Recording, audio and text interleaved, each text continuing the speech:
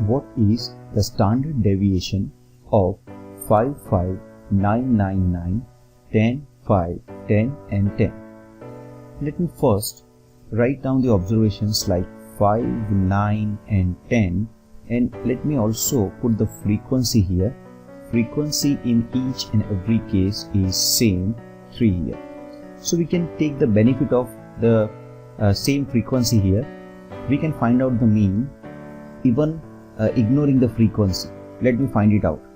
9 plus 5 is 14 plus 10 is 24.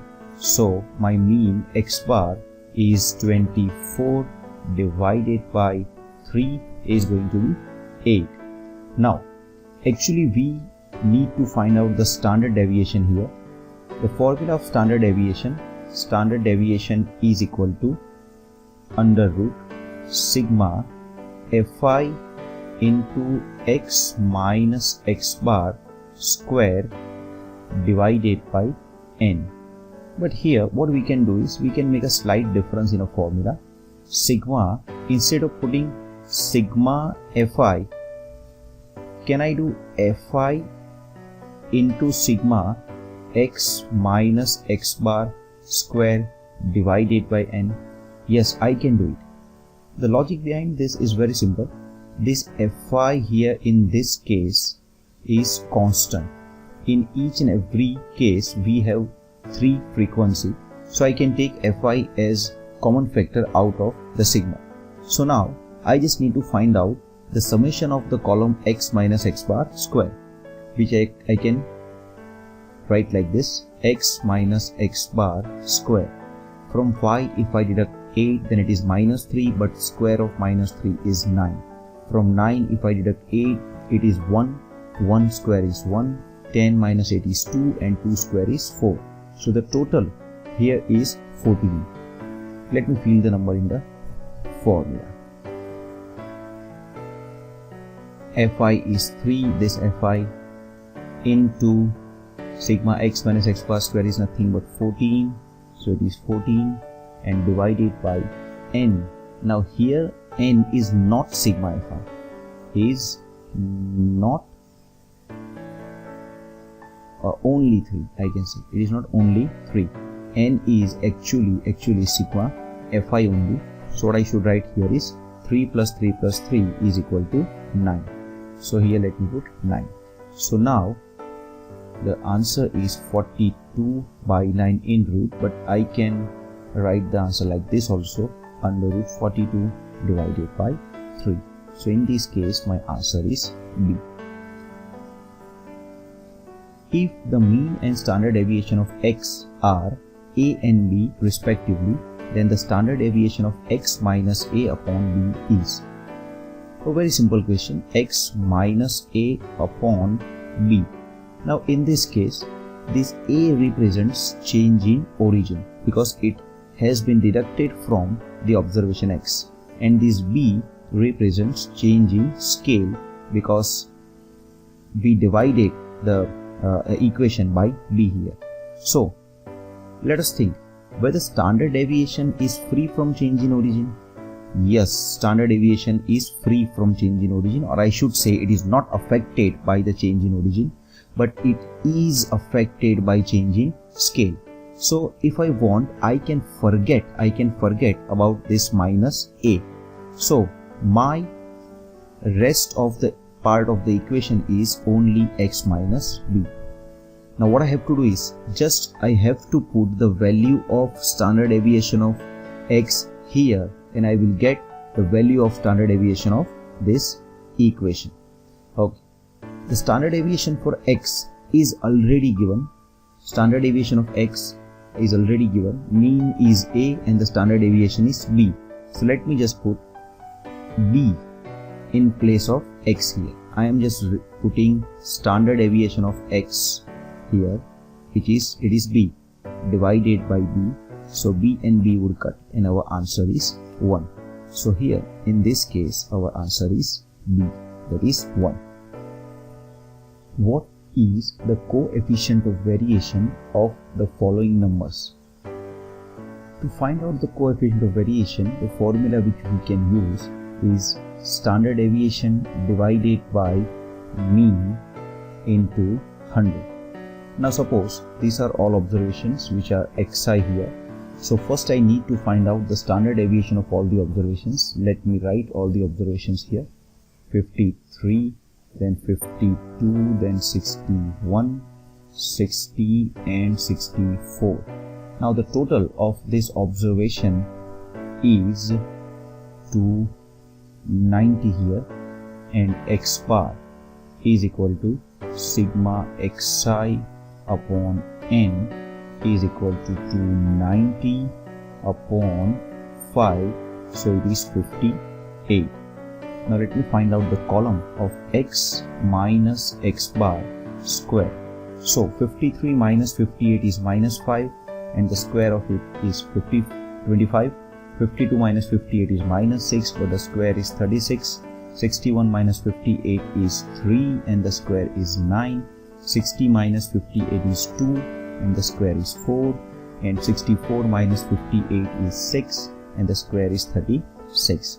If I make a total of it, then the total is 110. Now, the formula to find out the standard deviation is S is equal to, or say SD is equal to under root of sigma x minus x bar square divided by n. Let's fill the numbers. So it is 110, which is x minus x bar square, divided by n is 5, so it is under root 22. So now we have x bar and standard deviation both here. Let us put it in the formula. CV is equal to under root 22 divided by 58 into 100. We can solve it by calculator. 22 and the root of it divided by 58 into 100. So our answer is 8.086. So roughly we can say this is nothing but 8.09. So in this case our answer is A, 8.09. If the standard deviation of x is 3, what is the variance of 5 minus 2x? This should be not us, is the variance of 5 minus 2x. So now the equation given is 5 minus 2x. We know that standard deviation is free from change in origin. Change in origin does not affect standard deviation. So we can forget about this 5. We should also forget about this minus, because dispersion can never be in negative sign. So now the rest of the equation is 2x. Let's put the value of standard deviation of x into this equation, into this term, and get the standard deviation of y. So 2 into 3 is equal to 6. Now this 6 is standard deviation of y. Sy is equal to 6, we can say. But we are actually required to find out the variance of it. So what is variance? Variance is nothing but square of standard deviation. So here Sy square is square of 6, which is nothing but 36. So in this case our answer is A, 36.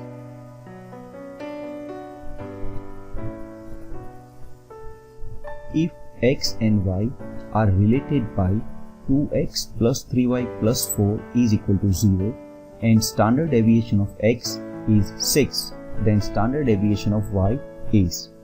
So the equation given here is 2x plus 3y plus 4 is equal to 0.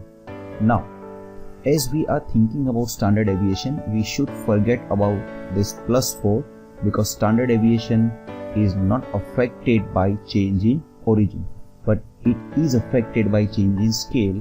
So we should not forget about this multiplication numbers, multiplied numbers 2 and 3. So now let us fill the value of standard deviation of x into the equation to get the standard deviation of y. 2 into 6 plus 3y is equal to 0. So now 3y is equal to 12. Rather I should say minus 3y is equal to 12. But yes, you know very well that dispersion is not negative number. That's why I should forget about this minus sign. So y is nothing but 12 divided by 3, which is 4 here. So the standard deviation of y is 4. So our answer is B, 4. The quartiles of a variable are 45, 52 and 65 respectively. Its quartile deviation is. Now can you just identify for me what is Q1, Q2 and Q3 here? Yes, you are correct. Q1 is the least number, which is 45. Q2 is the middle number, which is 52, and Q3 is 65. We can easily identify it because we know when we find out the quartiles, then the observations are actually arranged into the ascending order. So the smallest number must be Q1 only, and the highest number must be Q3, and the middle number is Q2. Now the formula to find out quartile deviation, shortly we call it QD, is equal to Q3 minus Q1 divided by 2. So here in our case Q3 is 65 minus Q1 is 45, and we divide it by 2. 65 minus 45 is 20 divided by 2 is nothing but 10. So our answer in this case is A, 10.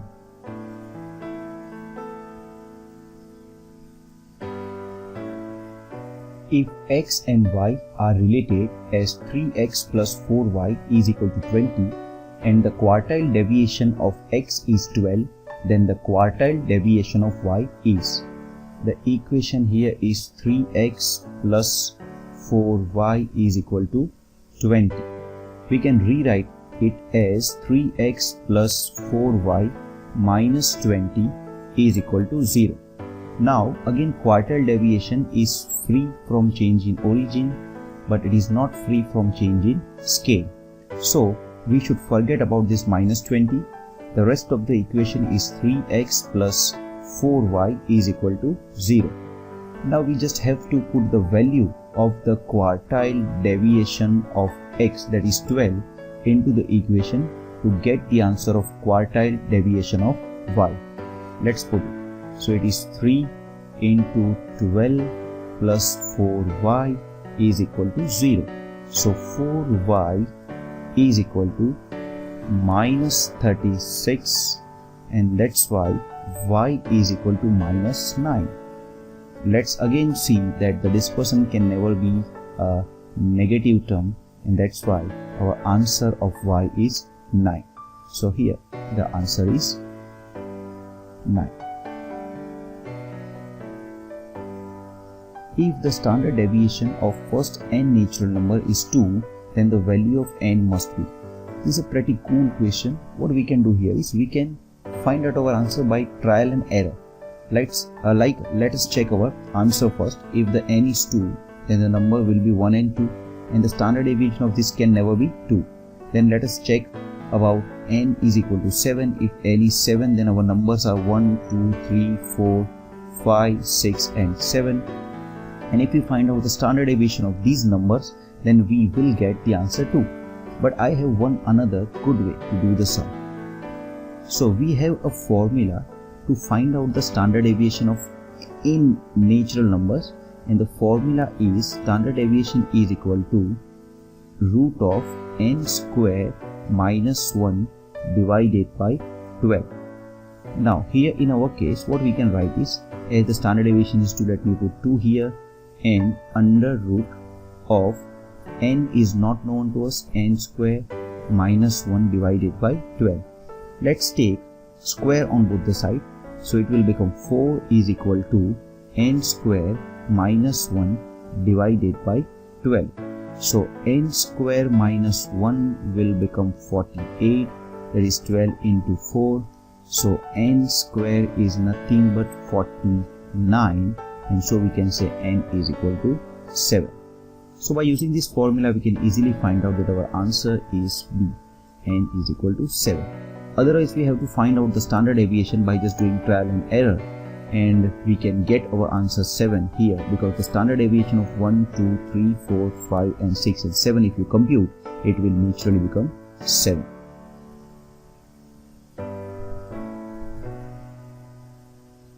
If x and y are related by y is equal to 2x plus 5 and the standard deviation and arithmetic mean of x are known to be 5 and 10 respectively, then the coefficient of variation is.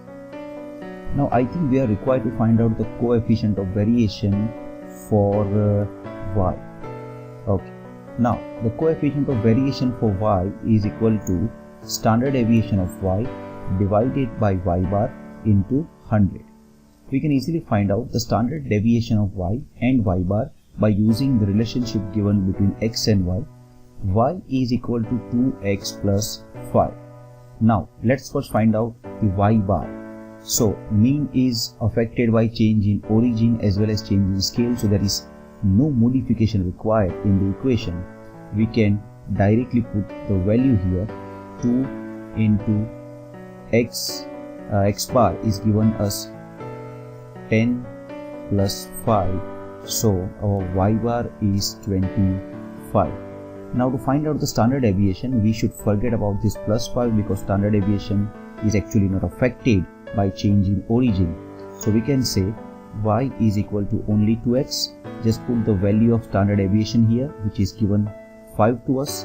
So y is equal to 2 into 5. So we can say that's why SY, standard deviation of y, is 10. Let's put all the figures into the formula. SY is 10, y bar is 25 and into 100, so that is 40%. So I can say my answer here is C, that is 40. So by default unit is percentage, so it is not required to mention here percentage in the answer.